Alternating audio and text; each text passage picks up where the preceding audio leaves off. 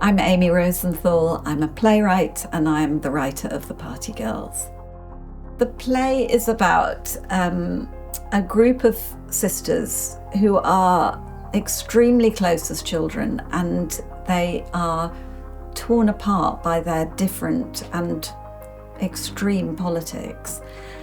So I suppose it's about sisterhood, it's about family, it's particularly about Jessica Mitford and how you navigate your path through what your family appears to be whilst holding on to what you are.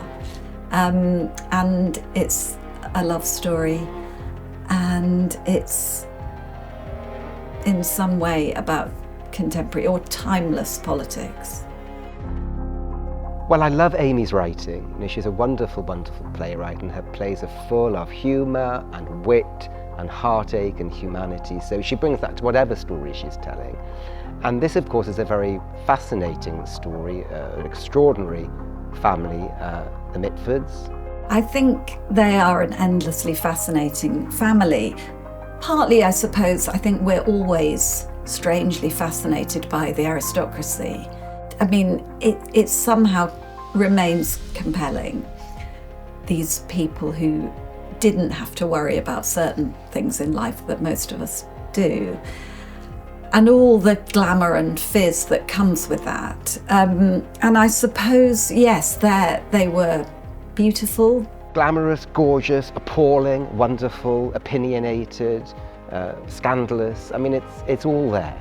They had this darkness in them.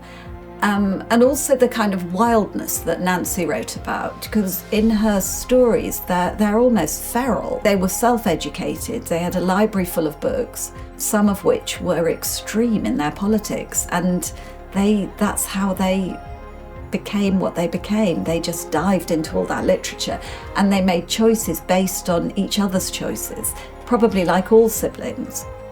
But with them it wasn't, you like blue so I like yellow. It was you like Hitler so I'm going to like Stalin.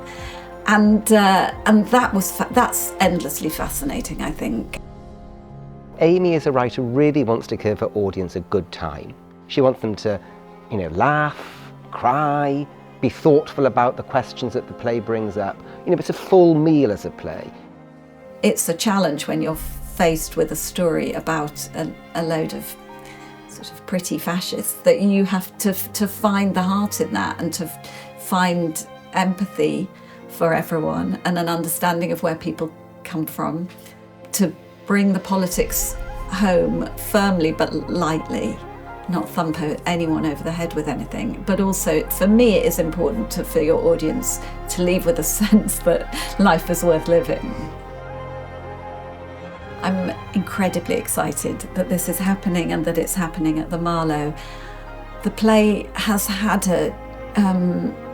since the moment of inception, it's been quite a long journey, and there've been moments when I felt it would never find a home, and I feel like it's found the perfect home.